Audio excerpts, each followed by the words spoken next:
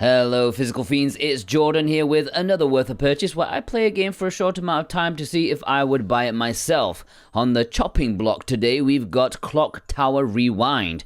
This is releasing digitally now I think, but this is Physical Paradise. I only care about physical releases and this is getting one. Unfortunately, it is a little bit complicated, and by the time you're watching this, you may have missed out on one option. But I'll give you all the details about an alternative later in the video, so stick around. Firstly, what is this game all about? Well, this is the first Clock Tower game. This is not the game you may have heard of, also called Clock Tower, on the PlayStation 1. That was a game that released in the West, but it was also an era in naming weirdness because that was actually Clock Tower 2. Clock Tower 1 was a Super Famicom game that the West never actually got until now. This is the first time it's officially being translated into English and has an official Western release. Pretty sweet. To cut a long story short, this is a point-and-click survival horror game, where urgency is definitely required. Very juxtaposed to the game's usual chill play style. You and a bunch of other girls are invited to a mansion in order to be adopted. However, once you arrive, things turn sour very quickly. Your friends and teacher disappear, the lights have gone out. Oh, and there's a short goblin dude with a pair of shears trying to kill you.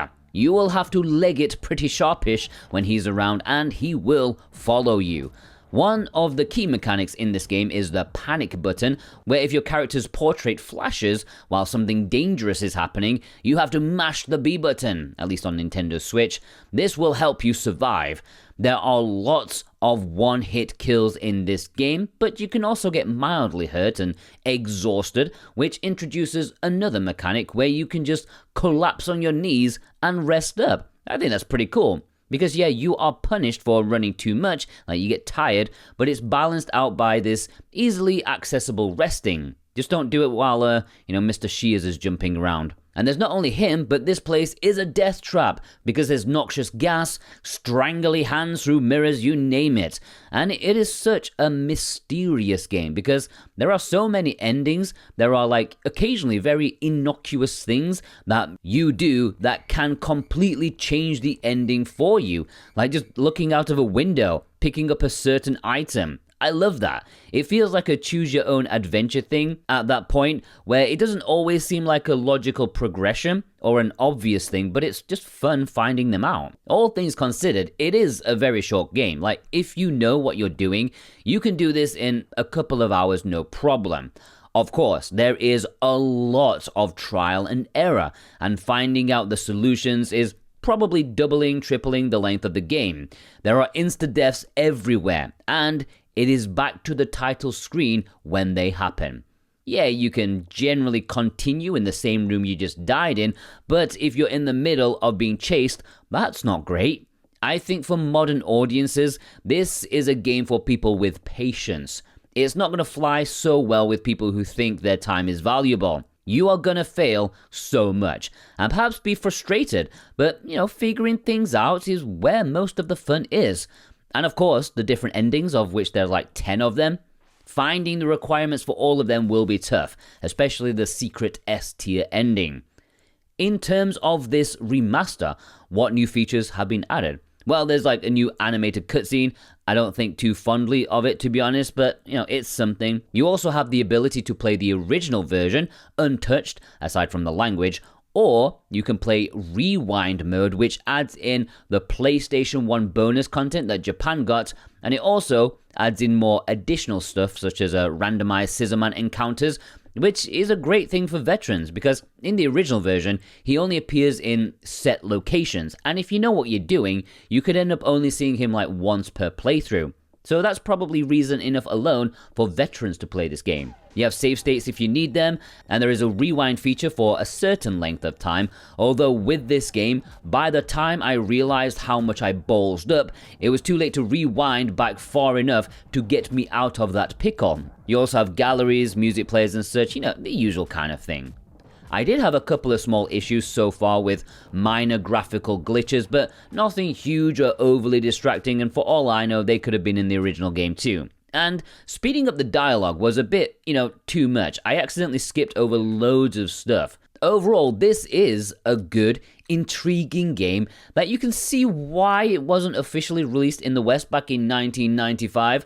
I think we can appreciate it a lot more now, even if it is still niche as ever. Point-and-click survival horror, that says it all really, but I have enjoyed it, and if I have the time, I would enjoy playing it more to find more of the endings. It's one of the most atmospheric games I've ever played, I think. There's something really special about how this came out on the Super Nintendo. And the mansion is just great. It's equally as alluring as the Spencer Mansion in my opinion. It seems like a lot of effort went into making this Rewind edition happen. Effort that I don't envy. What with like 75 logos popping up on the screen before the game begins. So there's money that needs to be shared around, and I'm happy they even bothered. I can't imagine each company will be feasting with the profits on this one because everyone's got to have a share. It seems like a passion project rather than something purely for money, which I can really appreciate. Now, in terms of the physical release, pre-orders were open and have now closed via Limited Run Games. They had a standard edition as well as a collector's edition for Nintendo Switch, PlayStation 4, PlayStation 5 and Xbox. While you cannot order it anymore, at some point in the future, Video Games Plus will get some stock of these in limited quantities. I will pop a link down below in the description where you can check if they have any.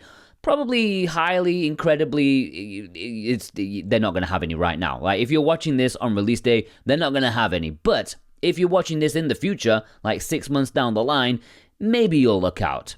However, if you don't want to rely on luck, there is another option. One that is available right now. In Japan and Asia, there is a retail release, and it plays in English. This is on Nintendo Switch and PlayStation 5, and to be honest, I love the artwork way more. It's more classic, suits the game a lot more than Limited Run's boring generic anime cover. And yeah, there's the cover I've used for the thumbnail, but that's the reversible one. That's not the one you'll get when it arrives in the post. If you want this version, the Asian one, I've got you covered. Check the links in the description. You can order the Asian version, which is releasing physically this week.